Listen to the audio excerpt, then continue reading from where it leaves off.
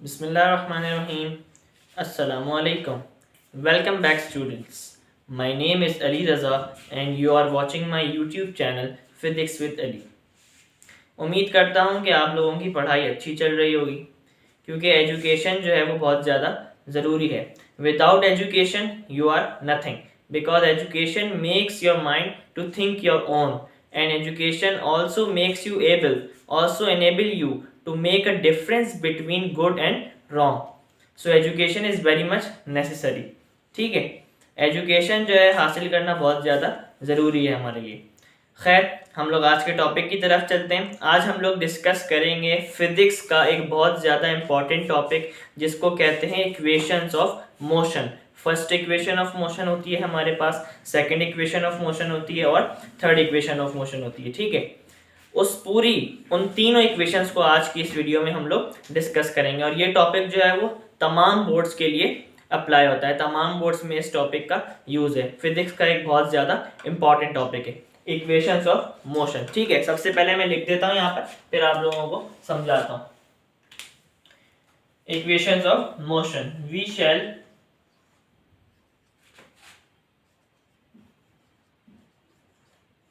We shall now derive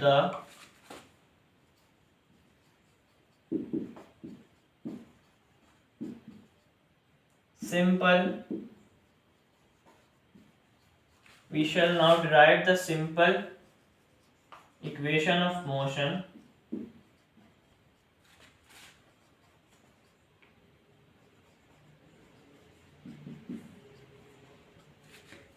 for bodies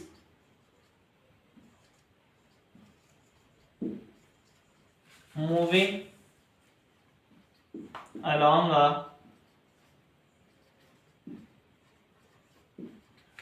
a straight line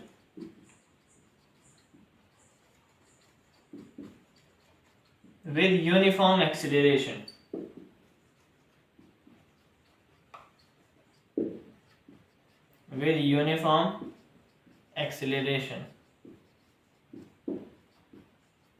We shall now derive the simple equation of motion for bodies moving along a straight line with uniform acceleration. Equation of motion में हम लोग क्या करेंगे कि कोई भी body जो motion में है उससे रिलेटेड, यानी कि उसका डिस्टेंस मालूम करने का क्या फॉर्मूला होता है, उसकी इनिशियल स्पीड मालूम करने का क्या फॉर्मूला होता है, उसकी फाइनल स्पीड मालूम करने का क्या फॉर्मूला होता है, उसको हम लोग डिराइव करेंगे इक्वेशंस ऑफ मोशन में. यानी कि कोई भी बॉडी जो मोशन में है, जो मोशन करती हुई आ रही है, उसके डिस्टेंस कैलकुलेट करने का क्या फॉर्मूला हो सकता है, उसकी फाइनल वेलोसिटी कैलकुलेट करने का क्या फॉर्मूला हो सकता है, और उसकी इनिशियल वेलोसिटी कैलकुलेट करने का क्या फॉर्मूला हो सकता है, उसका टाइम कैलकुलेट करने का क्या फॉर्मूला हो सकता है. उन तमाम चीजों को हम तीन इक्वेशंस ऑफ मोशन डिराइव करेंगे और इन तमाम में से आप जो है वो इन तमाम फैक्टर्स को निकाल सकते हैं. ठीक है, तो सबसे पहले हम लोग शुरू करते हैं फर्स्ट इक्वेशन ऑफ मोशन के साथ. और वीडियो में आप लोग एंड तक कनेक्टेड रहिएगा, क्योंकि एक इक्वेशन दूसरी इक्वेशन के साथ बिल्कुल कनेक्टेड है. ठीक है, तो सबसे पहले फर्स्ट इक्वेशन ऑफ मोशन से हम लोग शुरू करते हैं. First equation of motion.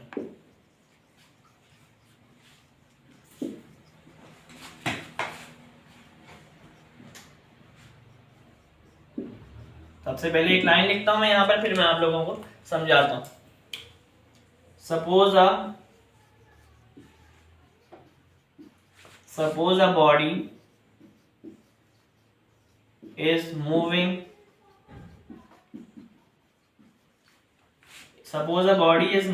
with initial velocity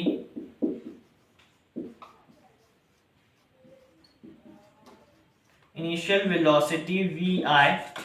अभी इन तमाम बातों को मैं आप लोगों को समझाऊंगा डिटेल में. ठीक है, suppose a body is moving with initial velocity vi and is undergoing uniform acceleration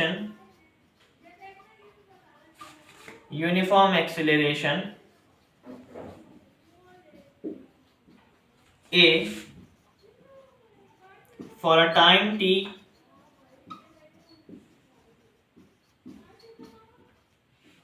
such that its final velocity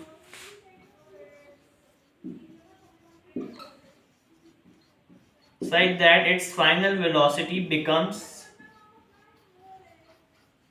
vf। ठीक है, अब क्या लिखा मैंने, first equation of motion, suppose a body is moving with initial velocity vi।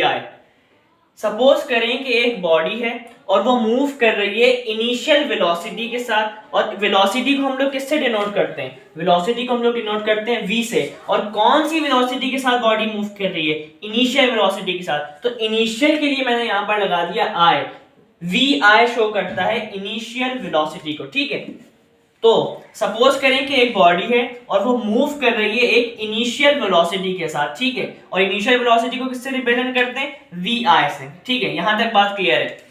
And is undergoing uniform acceleration a। भाई देखें, suppose करें कि एक बॉडी है, वो मूव करना उसने मूव करना स्टार्ट किया इनिशियल वेलोसिटी vi के साथ, तो जाहिर सी बात है कुछ टाइम के बाद जो है वो एक्सेलरेशन में कन्वर्ट होगी। एक्सेलरेशन क्या होती है, rate of change of velocity, यानी कि एक्सेलरेशन क्या होती है, हर पॉइंट के ऊपर जो है बॉडी की वेलोसिटी में तब्दीली आई होगी। Rate of change of velocity is called acceleration. Acceleration क्या होती है कि हर पॉइंट के ऊपर बॉडी की वेलोसिटी में तब्दीली आ रही होगी, इसी को हम लोग एक्सेलरेशन कहते हैं। तो जाहिर सी बात है जब किसी बॉडी ने स्टार्ट किया मूव करना इनिशियल वेलोसिटी के साथ, तो जैसे जैसे वो आगे बढ़ती जाएगी उसकी वेलोसिटी में फर्क आता रहेगा, और rate of change of velocity में फर्क आता रहेगा टाइम की मौजूदगी में, और जब वेलोसिटी में फर्क आता रहेगा तो उसको हम लोग क्या कहते हैं, एक्सेलरेशन कहते हैं। ठीक है, तो हमने सपोज किया कि एक बॉडी है वो मूव कर रही है इनिशियल वेलोसिटी के साथ, जिसको हमने vi कहा, और कुछ टाइम के बाद जाहिर सी बात है वो एक्वायर करेगी यूनिफॉर्म एक्सेलरेशन,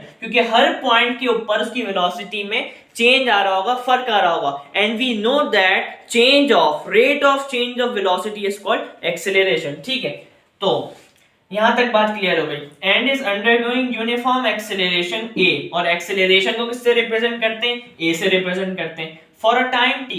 और जाहिर सी बात है बॉडी ने स्टार्ट किया मूव करना इनिशियल वेलोसिटी के साथ, कुछ टाइम के बाद जो है उसकी वेलोसिटी हर पॉइंट के ऊपर चेंज होती रही, जिसको हम लोग एक्सेलरेशन कहते हैं। तो ये सारी कहानी किसी ना किसी टाइम में तो हुई होगी, ऐसा तो नहीं है कि घड़ी बंद कर दी और ये सारी कहानी हो रही है, तो ये सारी कहानी किसी ना किसी टाइम में हो रही होगी। तो इसलिए for a time t such that its final velocity becomes vf, और आगे जाके सपोज करें वो बॉडी जो है वो रुक गई। ठीक है, और उसकी फाइनल वेलोसिटी को हमने किससे रिप्रेजेंट कर दिया, vf से। ठीक है, क्या कहानी है इसके अंदर, फाइनल वेलोसिटी को किससे रिप्रेजेंट करते हैं, v से। फाइनल के लिए मैंने यहाँ पे छोटा सा लगा दिया f, vf शो कर रहा है फाइनल वेलोसिटी को। क्या यहाँ पर क्या कहानी हुई, एक बॉडी कंसिडर की हम लोगों ने जो मूव कर रही थी इनिशियल वेलोसिटी vi के साथ, और कुछ देर बाद जो है वो उसकी वेलोसिटी हर पॉइंट के ऊपर चेंज होनी शुरू हो गई। और हमें पता है कि rate of change of velocity, जैसे जैसे वेलोसिटी चेंज होती है, चेंज आता है वेलोसिटी में, तो उसको क्या कहते हैं, एक्सेलरेशन कहते हैं। और ये सारी कहानी किस में हुई, एक टाइम में हुई, टाइम पीरियड में हुई, t से रिप्रेजेंट किया। और उसकी फाइनल वेलोसिटी, जाहिर सी बात है बॉडी की इनिशियल वेलोसिटी है vi, तो उसकी फाइनल वेलोसिटी भी होगी vf। तो बॉडी की फाइनल वेलोसिटी क्या हो गई आखिरकार, आखिर में vf। फाइनल वेलोसिटी को हमने किससे रिप्रेजेंट किया, vf से। ठीक है, ये यहां पर हम लोगों ने, मैंने बात यहां पर लिख दी। अब यहां पर एक लाइन लिखता हूं, चेंज इन, पहले लिखता हूं फिर मैं आप लोगों को समझाता हूं। Change in velocity of the body, change in velocity of the body is equals to t is equals to, किसी भी चीज का चेंज हमें कैसे मालूम पड़ता है, किसी भी चीज का, यहां पर तो वेलोसिटी का जिक्र आ गया, लेकिन किसी भी चीज का हम लोगों को चेंज कैसे मालूम पड़ता है कि उस चीज की फाइनल में से माइनस कर दें उस चीज की इनिशियल को, तो हमारे पास चेंज मालूम हो जाता है कि कितना चेंज आया। फाइनल में से माइनस कर दें इनिशियल को, तो हमें पता चल जाएगा कि चेंज कितना आया। ठीक है, तो यहां पे किसके चेंज की बात हो रही है, वेलोसिटी के चेंज की बात हो रही है। Change in velocity of the body is equal to T, और जाहिर सी बात है जो चेंज आ रहा होगा वो किसी ना किसी टाइम में आ रहा होगा, टी में आ रहा होगा, तो इसलिए यहां पर मैंने लिखा टी इज इक्वल टू। और मैंने आपको अभी बताया चेंज कैसे मालूम करेंगे, किसी भी चीज की फाइनल में से माइनस कर दें उस चीज की इनिशियल को, तो यहां पे जिक्र किसका है, वेलोसिटी का। तो यानी final velocity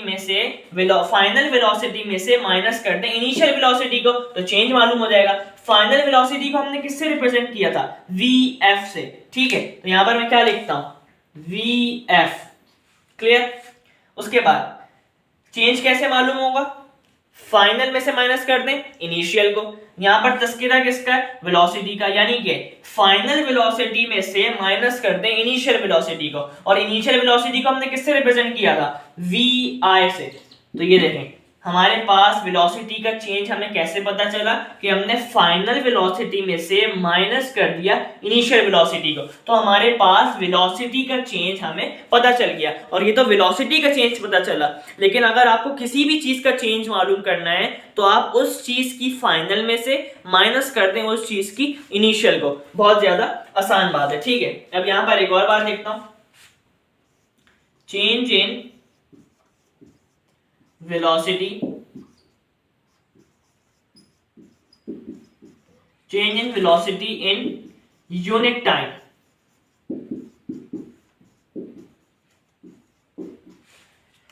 change in velocity in unit time, मैंने आपको अभी बताया था ऊपर कि जाहिर सी बात है जब भी किसी भी चीज में चेंज आ रहा होगा तो वो किसी ना किसी टाइम के दौरान आ रहा होगा, ठीक है। और यूनिट टाइम जब भी आपके पास आ जाए यूनिट टाइम, तो मतलब ये है कि टाइम आ जाएगा डिवाइड में। यूनिट टाइम का मतलब होता है टाइम आ जाएगा डिवाइड में, ठीक है। vf माइनस vi, और यहाँ पे क्या लिखा है मैंने? यूनिट टाइम, तो टाइम आ जाएगा डिवाइड में, ठीक है। तो मैंने आपको ऊपर ही बताया कि ये देखें वेलोसिटी में चेंज आ रहा है इन टाइम, जाहिर सी बात है कोई ना कोई टाइम लग रहा होगा चेंज आने में। तो ये देखें change in velocity in unit time, velocity में चेंज आया हमारे पास टाइम के दौरान, वेलोसिटी में चेंज आया टाइम के दौरान, ठीक है। ये बात आप लोगों को उम्मीद करता हूं क्लियर हो गई होगी। अब इस चीज से आप लोगों के पास कोई ना कोई फॉर्मूला जहन में आ रहा होगा, ये किसका फॉर्मूला होता है? बहुत ज्यादा आसान बात लिखी हुई है, vf minus vi upon t। ये फॉर्मूला होता है एक्सेलरेशन का, a का, change in velocity upon time. इसको मैं ऐसे भी लिख सकता हूं, vf माइनस vi को मैं कैसे लिख सकता हूं? ये vf माइनस vi क्या है? ये चेंज इन वेलोसिटी है, और चेंज को हम लोग कैसे लिखते हैं? डेल्टा से। तो इसको ऐसे भी लिख सकता हूं मैं, डेल्टा v। डेल्टा v का क्या मतलब होता है? Change in velocity. चेंज कैसे पता चलता है? vf माइनस vi से पता चलता है। चेंज कैसे पता चलता है? फाइनल में से माइनस कर दें इनिशियल को। तो ये देखें vf माइनस vi क्या था? चेंज इन वेलोसिटी, चेंज को रिप्रेजेंट करते हैं डेल्टा से। तो इसको मैं ऐसे भी लिख सकता हूं, डेल्टा v अपॉन टी। तो दोनों कंडीशन सही है, ये भी सही है और ये भी सही है, ये मैंने आपको अभी एग्जाम्पल से बताया। तो change in velocity in unit time किसके बराबर होता है? एक्सेलरेशन के बराबर होता है। ये बात आप लोगों को पता होगी, ठीक है। तो जैसा कि हमें पता है कि ये vf minus vi upon T acceleration के बराबर होता है, तो हम यहां पर लिख देते हैं as f change in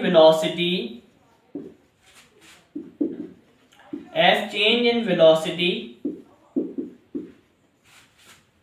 in unit time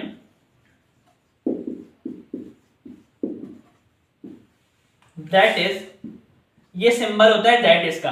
यहाँ पे क्या लिखा था? Change in velocity in unit time, तो हमने यहाँ पर क्या लिखा? F change in velocity in unit time that is. इसको और कैसे लिख सकते हैं? Change in velocity in unit time को और कैसे लिख सकते हैं? Rate of change of velocity. Rate का मतलब होता है कि टाइम आ जाएगा डिवाइड में, तो एक ही बात है, ये लिख दें आप लोग, या ये लिख दें जो मैं अभी लिखवाने जा रहा हूं, that is rate of change of velocity is called acceleration।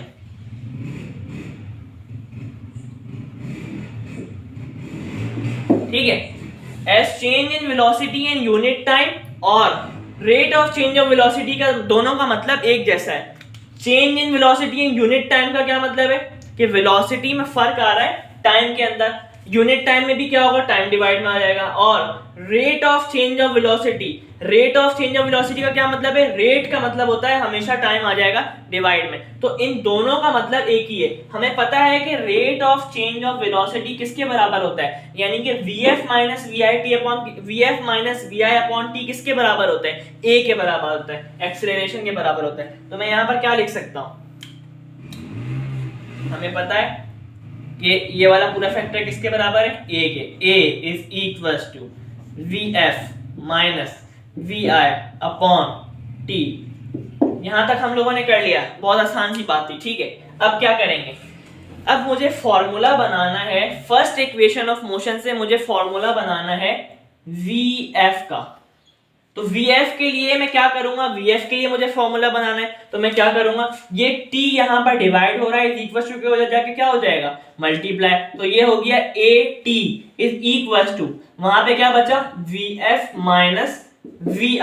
ठीक है, मुझे फॉर्मूला किसके लिए बनाना है, vf के लिए बनाना है, तो मुझे vf को अकेला करना है। यहां पर vi माइनस का है, इज इक्वल टू के उधर जाके क्या हो जाएगा, प्लस का, तो vf का फॉर्मूला क्या बना, ये vi उधर जाके क्या हो गया, प्लस का vi, और ये at किसका है, प्लस का, प्लस at। vf का मेरे पास फॉर्मूला आ गया, फाइनल वेलोसिटी को कैलकुलेट करने का फॉर्मूला आ गया vi प्लस at। ठीक है, ये हमारे पास कहलाती है first equation of motion. This is called first equation of motion. ये हमारे पास हो गई फर्स्ट इक्वेशन ऑफ मोशन। ठीक है,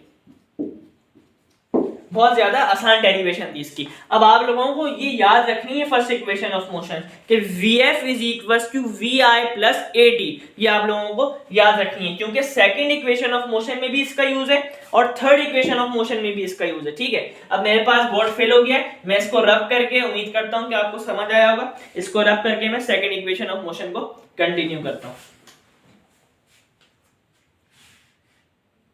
अब फर्स्ट इक्वेशन को डिराइव करने के बाद हम लोग डिराइव करेंगे सेकंड इक्वेशन ऑफ मोशन को, और आप लोगों को फर्स्ट इक्वेशन ऑफ मोशन को याद रखना है। फर्स्ट इक्वेशन हम लोगों ने क्या डिराइव की, vf is equals to vi plus at। ठीक है, अब हम लोग बढ़ते हैं सेकंड इक्वेशन ऑफ मोशन की तरफ। सेकंड इक्वेशन ऑफ मोशन में भी सेम वही कहानी है फर्स्ट इक्वेशन ऑफ मोशन की तरह। ठीक है, सेम वही कहानी है, लेकिन सिर्फ इसमें इजाफा किस चीज का हो जाएगा, सेकंड इक्वेशन ऑफ मोशन में इजाफा हो जाएगा डिस्टेंस का। सेकंड इक्वेशन ऑफ मोशन में हम लोग फॉर्मूला मालूम करते हैं डिस्टेंस को कैलकुलेट करने का। ठीक है, पहले मैं यहाँ पर सब लिख देता हूँ वही वाली कहानी, फिर इसको दोबारा से मैं आप लोगों को समझा दूंगा। ठीक है, second equation of motion,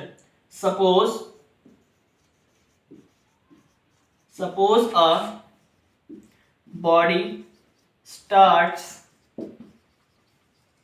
with an initial velocity vi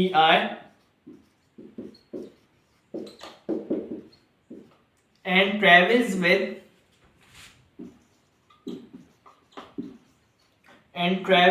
देखें आप लोगों को नजर आ रहा होगा वही वाली कहानी, and travels with uniform acceleration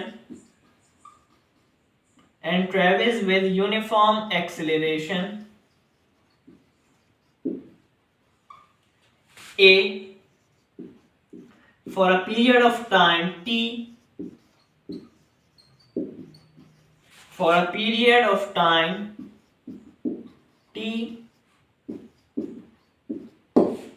देखें यहां तक सेम वही वाली कहानी है फर्स्ट इक्वेशन ऑफ मोशन की तरह, लेकिन अब यहां पे क्या इजाफा आएगा, for a period of time t the distance का जिक्र आ गया, मैंने आप लोगों को बोला था the distance traveled by the body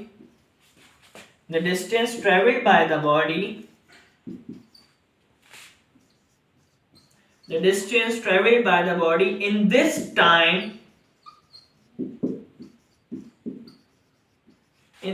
time is s, और डिस्टेंस को हम लोग किससे रिप्रेजेंट करते हैं, s से, and its final velocity becomes vf, and its, देखें ये वाली वही वाली कंडीशन है फर्स्ट इक्वेशन ऑफ मोशन वाली, फाइनल वेलोसिटी वाली, and its final velocity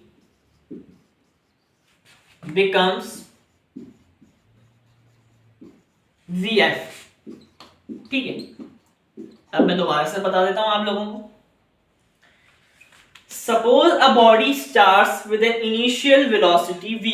suppose करें कि एक बॉडी है और उसने स्टार्ट किया मूव करना इनिशियल वेलोसिटी vi के साथ, and travels with uniform acceleration a। और आगे जाकर उसकी जो आगे जाकर वही बॉडी जो है वो यूनिफॉर्म एक्सेलरेशन के साथ मूव करना स्टार्ट हो गई। ठीक है, ये वही वाली कंडीशन है जो मैं आपको एक्सेलरेशन वाली condition first equation of motion में ऑलरेडी बता चुका हूं। ठीक है, and travels with uniform acceleration a for a period of time t। और ये जो सब कहानी हो रही होगी ये किसी ना किसी टाइम में हो रही होगी, तो for a period of time t। ठीक है, the distance travelled by the body in this time is s। और जाहिर सी बात है कि किसी बॉडी ने स्टार्ट किया मूव करना इनिशियल वेलोसिटी vi के साथ, और थोड़ी देर बाद वो बॉडी जो है वो यूनिफॉर्म एक्सेलरेशन के साथ मूव करना स्टार्ट हो गई। तो जाहिर सी बात है कि उसने इस टाइम ड्यूरेशन में कोई ना कोई डिस्टेंस ट्रेवल किया होगा, कोई ना कोई डिस्टेंस कवर किया होगा, और इस डिस्टेंस को हम लोगों ने कह दिया the distance travelled by the body in this time is s। और जो डिस्टेंस कवर किया है, जो डिस्टेंस ट्रेवल किया है बॉडी ने उस टाइम में, उसको हम लोगों ने रिप्रेजेंट कर दिया s से। ठीक है, डिस्टेंस को किससे रिप्रेजेंट करते हैं? s से। और ये तो वही वाली पुरानी कंडीशन है, and it's final velocity becomes vf। और उस बॉडी की फाइनल वेलोसिटी क्या होगी? vf। ठीक है, फाइनल वेलोसिटी को हम लोग रिप्रेजेंट करते हैं vf से। अब जल्दी से फिंगर टिप्स पे ये वाली हम लोग सारी कहानी बता देता हूँ दोबारा से। सपोज करें एक बॉडी है, उसने स्टार्ट किया मूव करना इनिशियल वेलोसिटी vi के साथ, थोड़ी देर बाद वो बॉडी जो है यूनिफॉर्म एक्सेलरेशन के साथ मूव करना स्टार्ट हो गई। ठीक है, और जाहिर सी बात है कि ये जो सब कहानी हो रही होगी ये किसी न किसी टाइम में हो रही होगी, तो हम लोगों ने पीरियड ऑफ टाइम t कह दिया। और ये जो बॉडी स्टार्ट किया, जिस बॉडी ने मूव करना इनिशियल वेलोसिटी vi के साथ, और थोड़ी देर बाद वही बॉडी यूनिफॉर्म एक्सेलरेशन के साथ मूव करना स्टार्ट हो गई, तो उस बॉडी ने जाहिर सी बात है कोई ना कोई डिस्टेंस ट्रेवल किया होगा, कोई ना कोई डिस्टेंस कवर किया होगा उस टाइम में, तो उस डिस्टेंस को हम लोगों ने कह दिया s। और उस बॉडी की फाइनल वेलोसिटी क्या हो जाएगी? vf। तो हम लोगों ने यहाँ पर कह दिया vf। ये सारी कहानी मैंने आप लोगों को समझा दी। ठीक है, अब यहाँ पर मैं एक लाइन लिखता हूँ, फिर मैं आप लोगों को समझाता हूँ।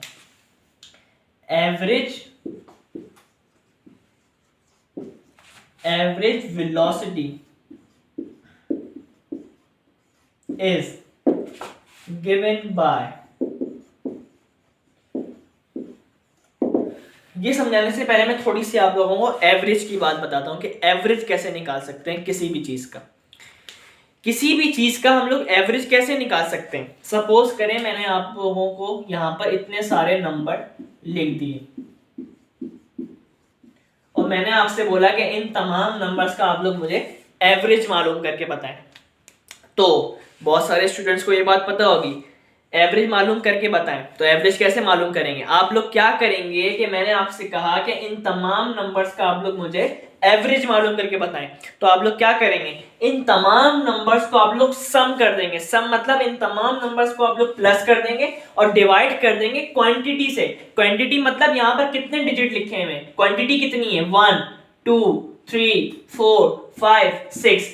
आप लोग सम कर देंगे इन तमाम डिजिट्स को, तमाम नंबर्स को सम कर देंगे, प्लस कर देंगे और डिवाइड कर देंगे क्वांटिटी से, यानी कि कितने यहाँ पर तादाद है। अगर यहाँ पर 9 डिजिट होते तो 9 क्वांटिटी होती, 10 डिजिट होते, 10 नंबर होते, 12 नंबर होते, 13 नंबर होते यहाँ पर, तो क्वांटिटी कितनी होती, 13 होती, 12 होती, 14 होती, जितने भी यहाँ पर नंबर होते।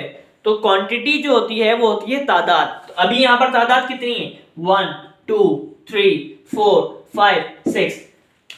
तो सबसे पहले एवरेज मालूम करने के लिए क्या करूंगा मैं, सबसे पहले इन तमाम नंबर्स का सम कर दूंगा। सम मतलब plus 2 plus 3 plus 5 plus 6 plus 7 plus 8। देखिए इन तमाम नंबर्स का मैंने कर दिया सम। अब क्या करूंगा मैं, इसको डिवाइड कर दूंगा क्वांटिटी से। कितने यहाँ पर तादाद कितनी है, 1 2 3 4 5 6 से मैं यहाँ पर कर दूंगा डिवाइड। हमारे पास ऐसे मालूम होता है हमें एवरेज, ठीक है, किसी भी चीज का। अब यहाँ पर 10 नंबर होते हैं तो क्वांटिटी कितनी आ जाती, 10 आ जाती। 12 होते हैं तो क्वांटिटी कितनी आ जाती, 12 आ जाती है। हम लोग ऐसे निकालते हैं किसी भी चीज का एवरेज, ठीक है। उम्मीद करता हूं ये वाली बात जो है आप लोगों को बआसानी क्लियर हो गई होगी। अब एवरेज निकालना मैंने आप लोगों को सिखा दिया। अब यहाँ पर लिखा हुआ क्या है, यहाँ पर लिखा क्या है, वेलोसिटी का एवरेज बताएं।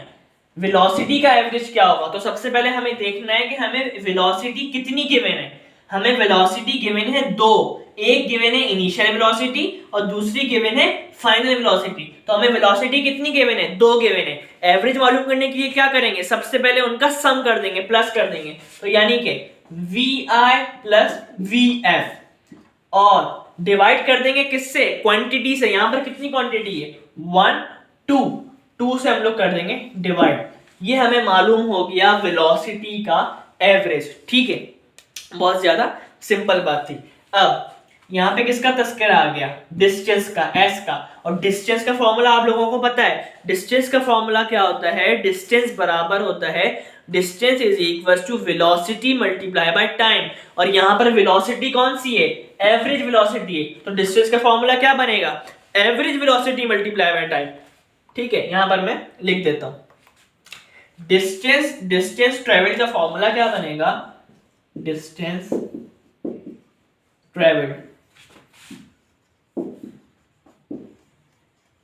Distance travelled is equal to velocity, यहां पर कौन सी है, एवरेज वेलोसिटी है।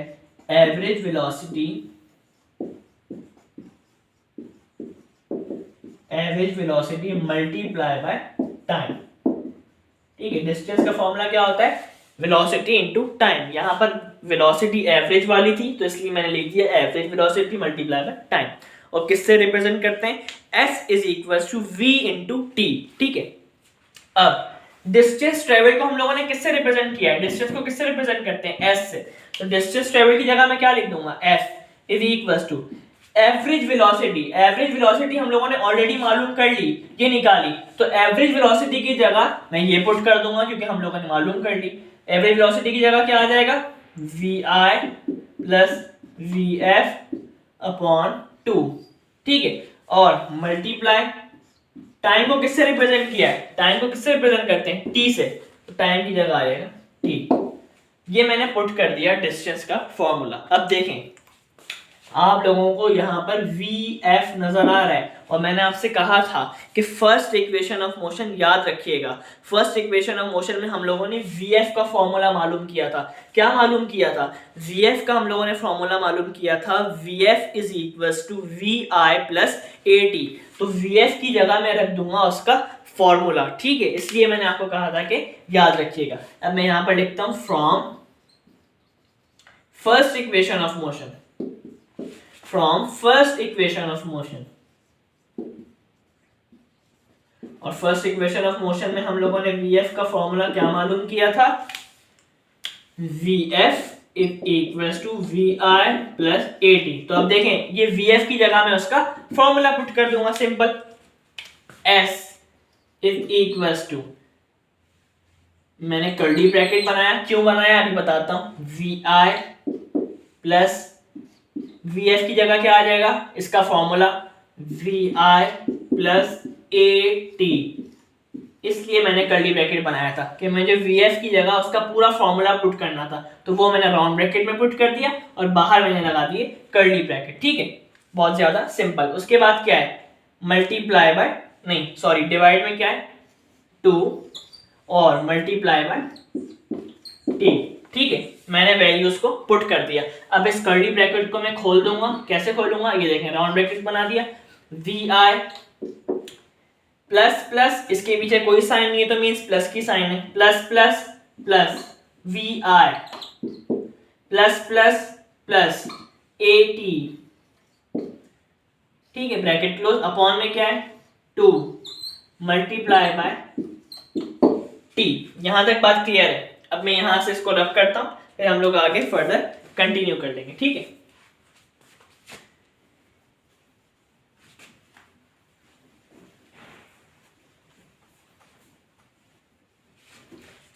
अब आगे हम लोग फर्दर कंटिन्यू करते हैं। देखें यहां पर क्या हो गया, वी आई प्लस वी आई, दो वी आई आ गए, वी आई प्लस वी आई, तो ये क्या हो जाएगा, टू वी आई। ये देखें S is equals to two V I, two V I plus A T divided by two multiply by time. ठीक है, अब देखें ये वाला जो टाइम है वो इससे भी मल्टीप्लाई कर रहा है और ये वाला टाइम इससे भी मल्टीप्लाई कर रहा है। ठीक है, S is equals to two V I, ये वाला टाइम इससे मल्टीप्लाई कर रहा है तो क्या हो जाएगा, टू वी आई टी। ठीक है, प्लस ए, और ये वाला टाइम इससे भी मल्टीप्लाई कर रहा है तो ये देखें टी टी आपस में मल्टीप्लाई कर रहे हैं, और जब ये टी और टी आपस में मल्टीप्लाई कर रहे हैं तो क्या होगा, इनकी पावर्स ऐड हो जाएंगी। इसके ऊपर कोई पावर नहीं है तो क्या है, मतलब वन, इसके ऊपर कोई पावर नहीं है तो मतलब क्या है, वन। तो ये टी और टी आपस में मल्टीप्लाई कर रहे हैं तो इनकी पावर हो जाएंगी ऐड, ये हो जाएगा ए टी स्क्वायर। ठीक है, ये वाला टी था, मल्टीप्लाई हो रहा था टाइम, तो ये वाला टाइम इसके साथ ही मल्टीप्लाई हुआ और ये वाला टाइम इसके साथ ही मल्टीप्लाई हुआ, तो ये हो गया two V I T plus A T square upon two. ठीक है, अब देखें ये वाला जो डिवाइड में टू है वो इसके साथ भी है और ये वाला टू इसके साथ भी है, क्योंकि डिवाइड में लिखा हुआ है ये दोनों के साथ, तो मींस ये वाला टू इंडिविजुअली इसके साथ भी है और ये वाला टू इंडिविजुअली इसके साथ भी है, तो मैं इसको ब्रेक करके लिख दूंगा। ठीक है, f is equals to two V I T upon two, मैंने इसको ब्रेक करके लिखा, plus A T square upon two. ठीक है, क्योंकि ये वाला टू इसके साथ भी था और ये वाला टू इसके साथ भी था तो मैंने इसको ब्रेक करके लिख दिया। ये वाले टू से ये वाला टू हो गया कैंसिल, क्या बचा, V I T plus A T square upon two. ये भी बिल्कुल सही है, ये भी बिल्कुल सही है, लेकिन इसको एक और तरीके से लिख सकते हैं जो अक्सर बुक्स में लिखा होता है। देखें पहले मैं लिख के बताता हूँ फिर आप लोगों को समझाता हूँ। V I T plus one upon two और ए टी स्क्वायर साइड में लिखा हुआ है तो ए T square.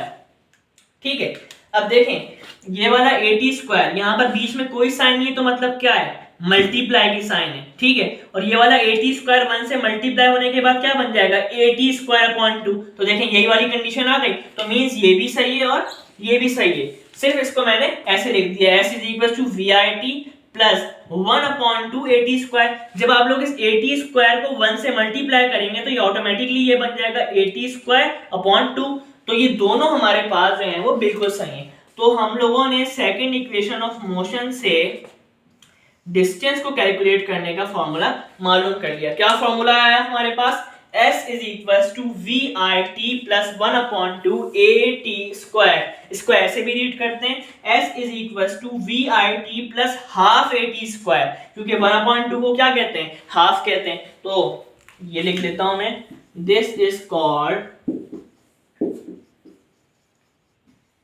Second equation of motion. हम लोगों ने सेकेंड इक्वेशन ऑफ मोशन को भी ड्राइव कर लिया। ठीक है, और ये दोनों equations, first equation of motion और सेकंड इक्वेशन ऑफ मोशन आप लोगों ने याद रखनी है, क्योंकि ये काम आएंगी दोनों थर्ड इक्वेशन ऑफ मोशन में। अब मैं इन तमाम को रख करता हूं, फिर हम लोग अपनी थर्ड इक्वेशन ऑफ मोशन को कंटिन्यू करते हैं। अब फर्स्ट इक्वेशन और सेकंड इक्वेशन को डिराइव करने के बाद फाइनली हम लोग डिराइव करेंगे थर्ड इक्वेशन ऑफ मोशन को। ठीक है, और थर्ड इक्वेशन ऑफ मोशन में इक्वेशन नंबर 1 और इक्वेशन नंबर 2 दोनों का यूज है। ठीक है, तो थर्ड इक्वेशन ऑफ मोशन, यहाँ पर एक लाइन लिखता हूं मैं जो मैंने आपको बताई अभी, the third equation of motion, the third equation of motion can be obtained,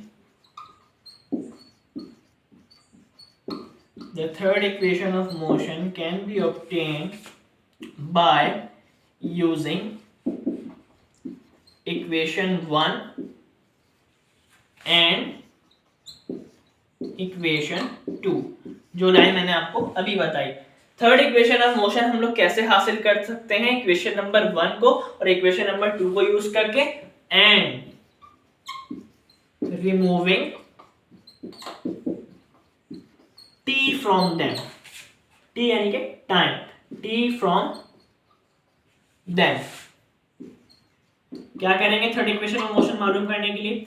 first equation को यूज करेंगे और सेकंड इक्वेशन को यूज करेंगे और वहां से हम लोग टी हटा देंगे। थर्ड इक्वेशन ऑफ मोशन में टाइम का कोई भी काम नहीं है, जो फाइनल फॉर्मूला जो ड्राइव होगा उसमें टाइम का कोई भी काम नहीं होगा। ठीक है, ये यहां पर मैंने लाइन लिख दी। अब हम लोगों को इक्वेशन नंबर 1 को भी यूज करना है और इक्वेशन नंबर 2 को भी यूज करना है थर्ड इक्वेशन ऑफ मोशन को हासिल करने के लिए। तो देखें सबसे पहले क्या लिखा हुआ है? इक्वेशन 1, उसके बाद क्या है? इक्वेशन 2। तो मीन सबसे पहले हम लोग क्या यूज करेंगे? इक्वेशन 1, और उसके बाद हम लोग यूज करेंगे इक्वेशन 2। तो मैं यहां पर लिखता हूं from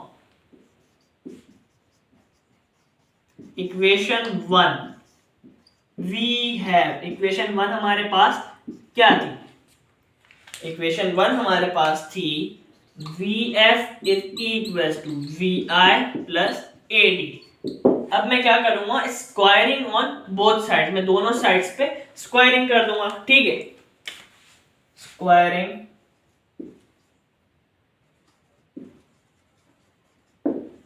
squaring on both sides, दोनों साइड्स पे मैं कर दूंगा स्क्वायर।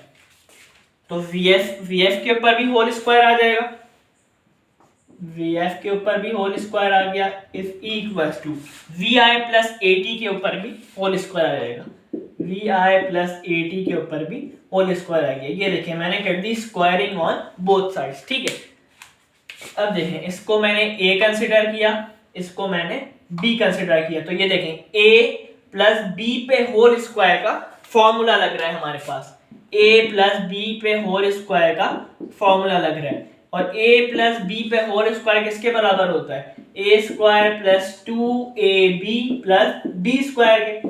ये तो आप लोगों को याद होगा। ठीक है, अब ये vf square as it is रहेगा, vf square as it is equals to a square, a किसके बराबर है? vi के, तो इसके ऊपर स्क्वायर है तो इसके ऊपर भी आ गया स्क्वायर। ठीक है, प्लस 2, a किसके बराबर है? vi के, b किसके बराबर है? ad के। ठीक है, प्लस b किसके बराबर है? ad के। और देखें यहां पर फॉर्मूले में b के ऊपर स्क्वायर है तो इसके ऊपर भी आ गया होल स्क्वायर। कोई मुश्किल की बात नहीं है। ठीक है, हम लोग सिर्फ पुट कर रहे हैं फॉर्मूलाज को। ठीक है, अब ये vf पे होल स्क्वायर तो उसका स्क्वायर मैं ओपन कर देता हूं, vf स्क्वायर लिख दिया मैंने। ठीक है, is equals to vi square plus 2vi80 आपस में मल्टीप्लाई कर रहे हैं तो क्या कैसे लिख दूंगा? कंबाइन हो जाएंगे, 2vi80 क्योंकि तीनों आपस में मल्टीप्लाई कर रहे थे, प्लस अब देखें AT के ऊपर होल स्क्वायर है, यानी कि ये वाला स्क्वायर A के साथ भी है और ये वाला स्क्वायर T के साथ भी है। तो मैं स्क्वायर से लिख सकता हूं A स्क्वायर T स्क्वायर। ठीक है, मैंने स्क्वायर सबके ओपन कर दिया, इसका भी ओपन कर दिया था। ठीक है, अब यहां पर एक लाइन लिखता हूं मैं,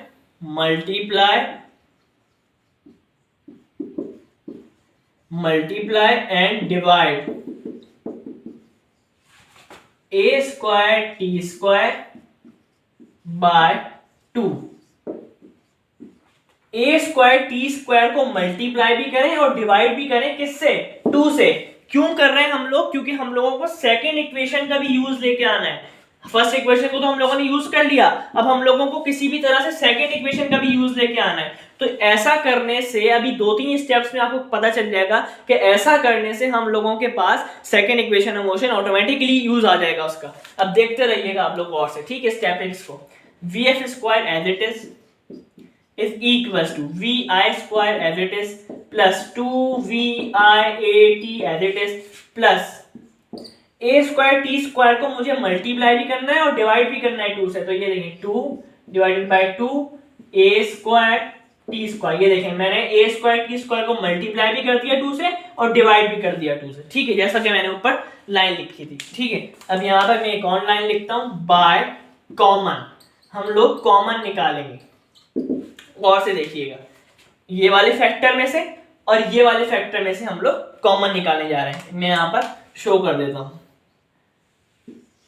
ये वाले पूरे फैक्टर में से और ये वाले पूरे फैक्टर में से हम लोग कॉमन निकालने जा रहे हैं। ये क्यों कर रहा हूँ सारी स्टेपिंग्स में, ए स्क्वायर टी स्क्वायर को मल्टीप्लाई और डिवाइड भी किया 2 से, फिर यहाँ पे कॉमन भी निकाल रहा हूँ। क्यों कर रहा हूँ? क्योंकि हमें यहाँ पर सेकंड इक्वेशन का भी यूज लेके आना है, और वो कैसे आएगा वो अभी आपको, ये जो स्टेपिंग्स अभी कर रहा हूँ दो तीन स्टेप्स में आप लोगों को पता चल जाएगा कि इसका यूज कैसे आया। ठीक है, सेकेंड इक्वेशन का।